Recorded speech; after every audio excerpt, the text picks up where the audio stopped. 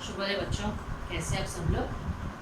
पिछले क्लास में हम मेरा जीवन सब कुछ माने question answers grammar part bit सब कुछ पूरा कर लिए। आज हम कुछ पत्र और निबंध देखेंगे। पहला पेज नंबर 279 निकालिए सब लोग। देखिए,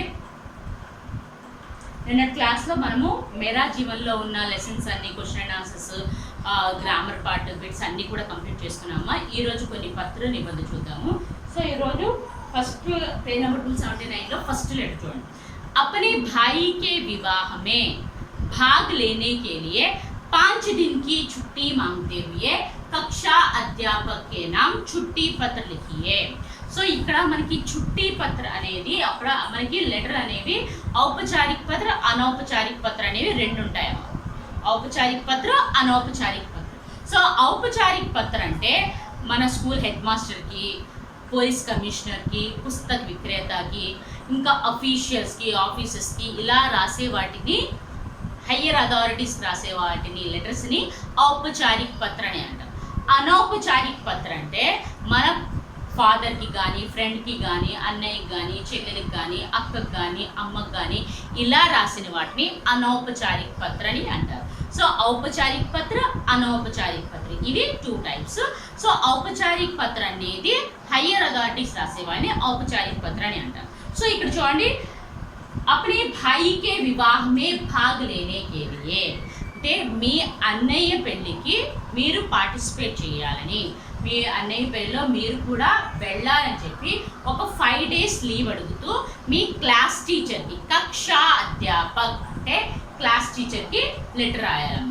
సో ఎప్పుడు కక్షా అధ్యాపక్ మనకి అక్కడ ఆ కాజ్ అనేది మనకు తెలియాలి, ఎవరికి లెటర్ రాస్తున్నామో కూడా మనం చూసుకోవాలి। సో ఇక్కడ ఎప్పుడైనా సరే లెటర్ రాసేటప్పుడు రైట్ సైడ్ స్థాన దినాంక్ అనేది కంపల్సరీగా రాయాలి। సో స్థానం అంది తెనాలి కాబట్టి తెనాలి కామా, సో దినాంక్ అంటే ఈరోజు డేట్ ఎంత 6/10/2020 పెట్టి ఇక్కడ ఇంగ్లీష్ ఫుల్ స్టాప్, మనకి హిందీ ఫుల్ స్టాప్ పేరు ఇంగ్లీష్ ఫుల్ స్టాప్। సో ఇక్కడ ఇంగ్లీష్ నెంబర్స్ యూజ్ చేస్తాం కాబట్టి ఇక్కడ ఇంగ్లీష్ ఫుల్ స్టాప్ అనేది యూజ్ చేస్తాం। యాక్చువల్గా హిందీ ఫుల్ స్టాప్ అనేది ఇది, ఒక లైన్ గీస్తే దాన్ని హిందీ ఫుల్ స్టాప్ అని అంటాం। సో ఇక్కడ ఎప్పుడు లెటర్ రాసినా మనకి రైట్ సైడ్ లో స్థానం దినాంక్ అనేది కంపల్సరీగా రాయాలి। సో ఇటువైపు మన లెఫ్ట్ సైడ్ మనం లెటర్ రాసేటప్పుడు ఇక్కడ చుట్టి పత్ర రాస్తున్నాం కాబట్టి ఎవరికి రాస్తున్నాము, కక్షా అధ్యాపక, సో వాళ్ళని గౌరవిస్తూ సేవామే అని పెట్టి కామా పెట్టాలి, కంపల్సరీగా కామా ఉండాలి। సో ఎవరికి రాయమని చెప్తున్నారు, శ్రీమాన్ कक्षा अध्यापक जी कॉमा, नेक्स्ट जिला परिषद हाई स्कूल, जिला परिषद हाई स्कूल कॉमा राशि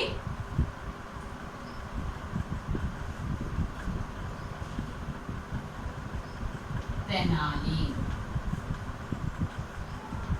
అని పెట్టి ఫుల్ స్టాప్ పెట్టాలి, తెనాలి అని రాసి ఫుల్ స్టాప్ పెట్టాలి। దాని తర్వాత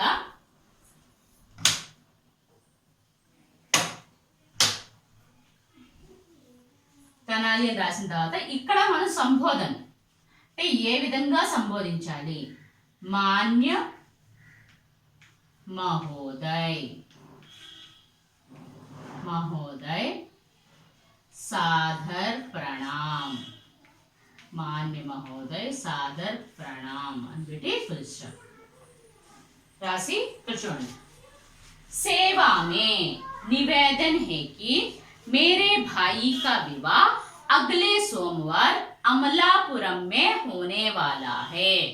సేవా మే నివేదన్ హేకి ఏమని రిక్వెస్ట్ చేస్తున్నానంటే మా అన్నయ్య పెళ్ళి ఎక్కడ, అగ్లే సోమవార్ నెక్స్ట్ మండే అమలాపురంలో జరగబోతుంది।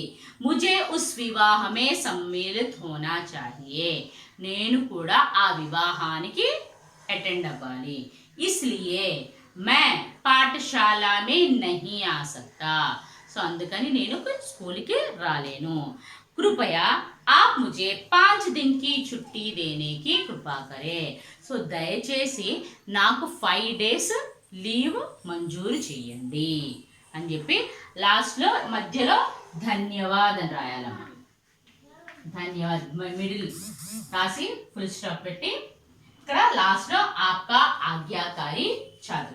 సో ఇది రాయాలి మనం. ఆప్కా ఆజ్ఞాకారి ఛాత్ర పేరు, class, section, class, roll number. అర్థమైందా? సో ఇక్కడ లెటర్ రాసేటప్పుడు కంపల్సరీగా స్థాను దినాంక్ రైట్ సైడ్ ఉండాలి, కామా ఫుల్ స్టాప్ ఉండాలి. ఆ తర్వాత మనం ఎవరికి లెటర్ రాస్తున్నామో వారి అడ్రస్ ఉండాలి. అంటే సేవామే శ్రీమాన్ కక్షా అధ్యాపక్ జీ ఎవరికి రాయాలి? కక్షా అధ్యాపక్ అంటే క్లాస్ టీచర్కి రాయాలి. జిల్లా పరిషత్ హై స్కూల్ తెనాలి, కామాలు ఫుల్ స్టాప్ చూసుకోవాలి. సంబోధన్ మాన్య మహోదయ్ కామా సాదర్ ప్రణామ్ ఫుల్ స్టాప్. సో ఇక్కడ సేవామే నివేదన్ హేకి అంటే నేను మీతో ఏం విన్నవించుకుంటున్నానంటే మా అన్నయ్య పెళ్ళి నెక్స్ట్ సోమవారం అమలాపురంలో జరగనుంది. సో నేను కూడా ఆ పెళ్ళికి అటెండ్ అవ్వాలి, అందుకని నేను స్కూల్కి రాలేకపోతున్నాను. దయచేసి నాకు 5 days లీవ్ మంజూరు చేయండి అని చెప్పి రిక్వెస్ట్ చేస్తూ రాసి మధ్యలో మిడిల్ ఆఫ్ ది లెటర్లో ధన్యవాదం రాసి ఆప్కా ఆజ్ఞాకారి ఛాత్రని రాయాలమ్మా. ధన్యవాద్ రాసిన తర్వాత చూడండి ఇక్కడ లాస్ట్లో ఆప్కా ఆజ్ఞాకారి ఛాత్ర అని రాసి కామా పెట్టి పేరు ప్లేస్లో ఇంటూస్ పెట్టి కామా 9वी कक्षा కామా క్రమ సంఖ్య అంటే roll number 42 full stop. So అది రాస్తే కంప్లీట్గా లీవ్ లెటర్ అనేది కంప్లీట్ అవుతుంది. సో ఇక్కడ లీవ్ లెటర్ ఫార్మేట్ అంతా మరి ఎక్కడ లీవ్ లెటర్ రాసినా సరే ఫార్మేట్ అంతా సేమ్గా ఉంటుంది. ఓన్లీ విషయం ఒకటే మారుతుందమ్మా, ఓన్లీ విషయం ఒకటే మారుతుంది. ఫార్మేట్ అంతా కూడా సేమ్గా ఉంటుంది. సో కక్షాధ్యాపక రాయమంటే కక్షాధ్యాపకి రాస్తాము, ప్రధానాధ్యాపక రాయమంటే ప్రధానాధ్యాపకి రాస్తాము. అర్థమైందమ్మా? లీవ్ లెటర్ అందరికీ అర్థమైంది కదా? సో ఒకసారి చదువుతాను, జాగ్రత్తగా చూడండి. सेवा में श्री कक्षा अध्यापक जी 9वीं कक्षा SS हाई स्कूल आलमरू महोदय सादर प्रणाम. सेवा में निवेदन है कि मेरे भाई का विवाह अगले सोमवार अमलापुरम में होने वाला है. मुझे उस विवाह में सम्मिलित होना चाहिए, इसलिए मैं पाठशाला में नहीं आ सकती. कृपया आप मुझे 5 दिन की छुट्टी देने की कृपा करें. आपकी आज्ञाकारी छात्रा पी ज्योति 9वीं कक्षा क्रम संख्या. అర్థమైందమ్మా? ఇది లెటర్. ఒక నిబంధన చూద్దాం.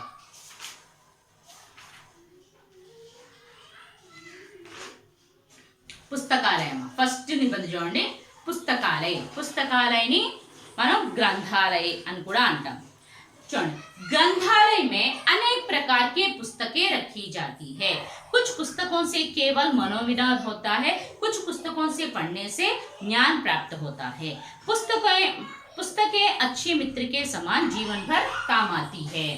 सो ग्रंथालय को हम पुस्तकालय भी कहते हैं, पुस्तकालय को ग्रंथालय भी कहते हैं. तो पुस्तकालय में यानी ग्रंथालय में अनेक माने ढेर सारे किताबें रखी जाती है. कोई भी व्यक्ति जाकर उस ग्रंथालय में बैठकर अपना मनचाहा किताब लेकर पढ़ सकता है. तो यहाँ पर ग्रंथालय में यानी पुस्तकालय में अनेक प्रकार की पुस्तकें हमें मिलती है, हमें वहाँ पर रखी जाती है. कुछ पुस्तकें माने पुस्तकें कई प्रकार के, कुछ पुस्तकों को पढ़ने से हमारा मनोरंजन माने हमारा मन को आनंदित पहुंचता है, कुछ पुस्तकें पढ़ने से हमें ज्ञान भी मिलती है. ऐसे कई तरह के पुस्तकें ग्रंथालय में रखा जाता है. तो कुछ पुस्तकें पढ़ने से क्या मिलता है? मनोविनोद माने हमें एंटरटेनमेंट मिलता है, कुछ पुस्तकें पढ़ने से ज्ञान भी मिलता है. तो ये पुस्तक जो है हमें हर एक व्यक्ति को ये पुस्तक एक अच्छे मित्र के समान होता है, माने पुस्तक से कुछ ना कुछ सीखने को मिलता है. సో ఇక్కడ పుస్తకాలయాన్ని మనం గ్రంథాలయం కూడా అంటాం, గ్రంథాలయం పుస్తకాలయం కూడా అనొచ్చు. సో పుస్తకాలయంలో చాలా డిఫరెంట్ టైప్స్ ఆఫ్ బుక్స్ అనేవి పెట్టడం జరుగుతుంది. సో అందులో డిఫరెంట్ టైప్ ఆఫ్ బుక్స్ మనం మన గ్రంథాలయంలోకి వెళితే మన గ్రంథాలయంలో మనకి ఇష్టం వచ్చిన బుక్ తీసుకొని చదివే హక్కు మనకి ఉంది. అంటే ఆ రైట్, మనకి ఇష్టమైన బుక్ తీసుకొని చదువుకోవచ్చు. సో ఇక్కడ కొన్ని పుస్తకాలు ఏ విధంగా ఉంటాయంటే మనిషికి ఆనందం చేకూర్చే, మనసుకి ఎంటర్టైన్మెంట్ అందించే పుస్తకాలు ఉంటాయి. ఇంకొన్ని పుస్తకాలు జ్ఞానాన్ని అందించేవి కూడా ఉంటాయి. సో ఎటువంటి పుస్తకం చదివినా మనిషికి ఏదో ఒక మేలు అనేది జరుగుతుంది. సో అందుకని ఈ పుస్తకాలు అనేవి మనిషికి ఒక మిత్రులాగా, ఒక ఫ్రెండ్ లాగా వాళ్ళ మీద పనిచేయడం జరుగుతుంది. సో ఒక తన జీవితాంతం కూడా ఆ పుస్తకం ద్వారా, ఆ పుస్తకంతో ఏదో ఒక వాళ్ళకి నేర్చుకోవడానికి దొరుకుతుంది. అవి వాళ్ళ జీవితానికి పనికించే విధంగా ఉంటాయి. నెక్స్ట్ చూడండి, साधारणतया पुस्तकालय में सभी दैनिक पत्रिकाओं के साथ साथ कई विशेष पत्रिकाएं और बड़े बड़े ग्रंथों के साथ सभी आवश्यक किताबें, इतिहास, भूगोल, विज्ञान आदि किताबों के अतिरिक्त कहानियां, उपन्यास, नाटक और किताबों का इंतजाम होता है. सो हम पुस्तकालय में देखेंगे, पुस्तकालय जाकर देखेंगे तो सभी दैनिक पत्रिकाओं, माने दैनिक माने जो डेली न्यूज़पेपर्स के साथ साथ कुछ विशेष पत्रिकाएं यानी weekly magazines, monthly magazines, 15 days magazines, ऐसे कई तरह के मैगजीन्स भी रखा जाता है. और इसके साथ साथ बड़े बड़े ग्रंथ भी होते हैं. सो बड़े बड़े ग्रंथ भी होते हैं. उस बड़े बड़े ग्रंथ को भी हम पढ़ सकते हैं. इसके साथ साथ ग्रंथों के साथ साथ आवश्यक माने जो व्यक्ति को, मनुष्यों को जरूर होने वाले, अवसर होने वाले किताबें भी मिलती है. जैसे इतिहास माने हिस्ट्री, भूगोल यानी ज्योग्राफिकल, विज्ञान यानी साइंस, और किताब इसके अतिरिक्त किताबें कई कहानियाँ और चुटकुले, उपन्यास, नाटक, ऐसे कई तरह के पुस्तकों का इंतजाम उस ग्रंथालय में किया जाता है. जो लोग माने जो व्यक्ति जो है हर एक पुस्तक को खरीद कर पढ़ नहीं सकता. सो वैसे व्यक्तियों को इस पुस्तकालय जो है बहुत ही अच्छा काम आती है. माने कोई भी व्यक्ति हर एक किताब को खरीद कर नहीं पढ़ सकता. तो इसीलिए वो जो व्यक्ति उस किताबों को खरीद कर नहीं पढ़ सकता, वो ग्रंथालय जाकर मुफ्त में उस किताब को पढ़ सकता है. सो उसके लिए ग्रंथालय ये पुस्तकालय जो है बहुत ही लाभदायक होता है. సో నార్మల్గా మనకి పుస్తకాలయాల్లో చూస్తే మ్యాక్సిమంగా డైలీ న్యూస్ పేపర్స్ కూడా పెడతారు. ఈ డైలీ న్యూస్ పేపర్స్తో పాటు కొన్ని విశేషమైన, అంటే కొంచెం ప్రత్యేకమైన మ్యాగజైన్స్ కూడా పెట్టడం జరుగుతుంది.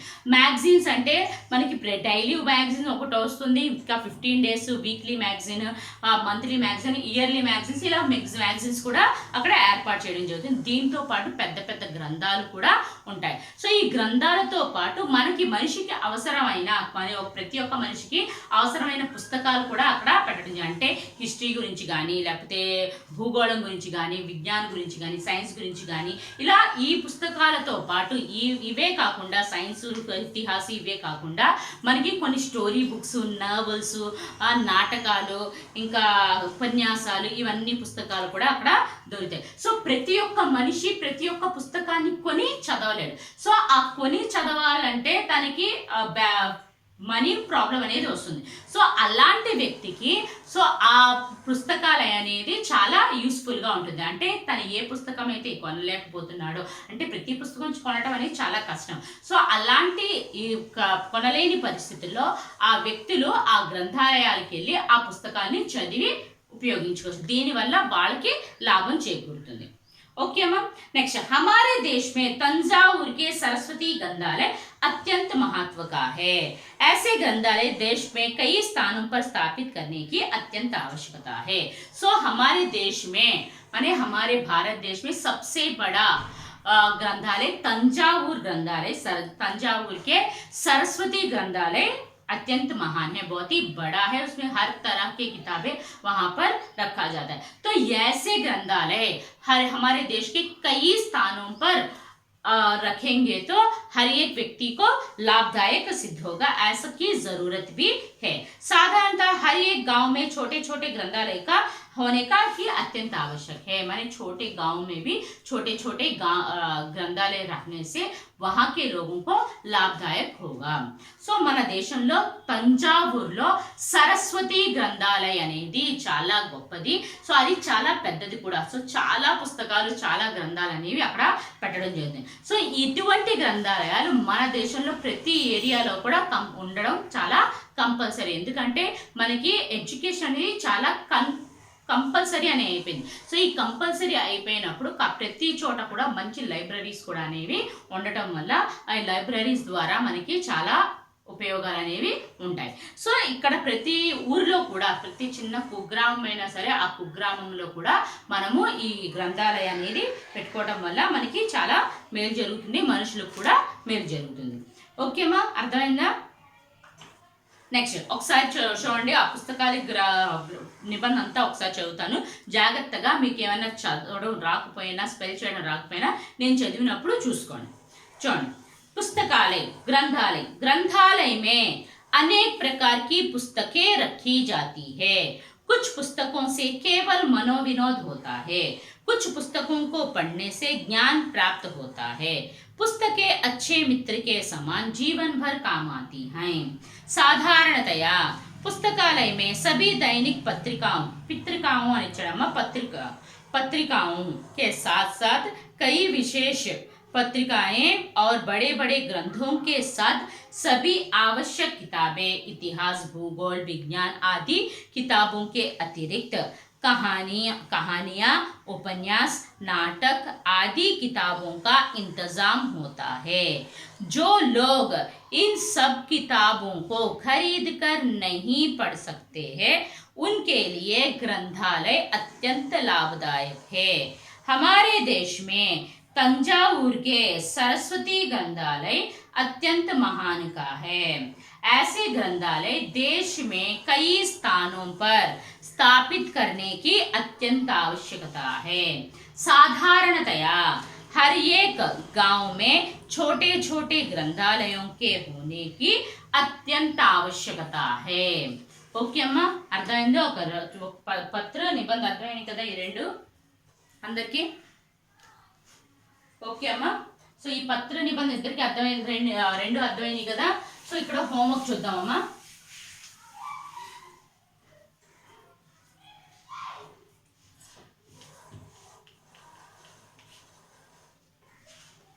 होमवर्क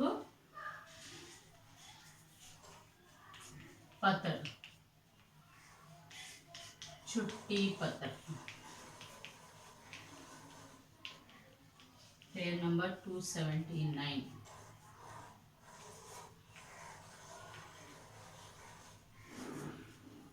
निबंध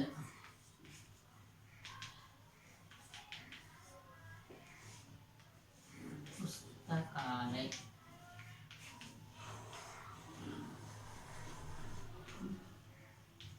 पेज नंबर 289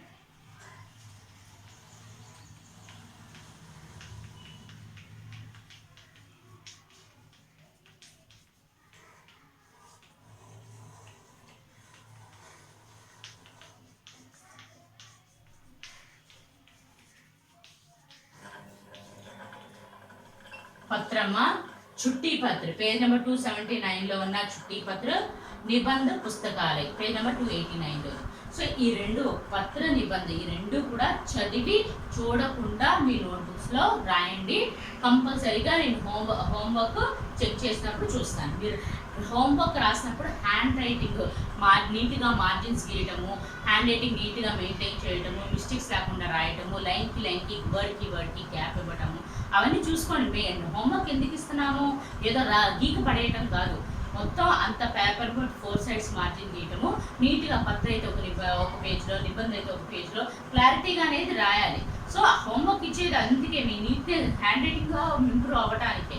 ఓకేనా? హోంవర్క్ పత్ర చుట్టి పత్ర పేజ్ నెంబర్ 279లోది, నిబంధ పుస్తకాలే పేజ్ నెంబర్ 299 ఈ రెండు చదివి చూడకుండా మీ నోట్బుక్స్లో రాయండి। ఓకే అమ్మా, నెక్స్ట్ క్లాస్తో ఇంకొక నిబంధ పత్ర చెప్తాను। Okay, thank you, bye.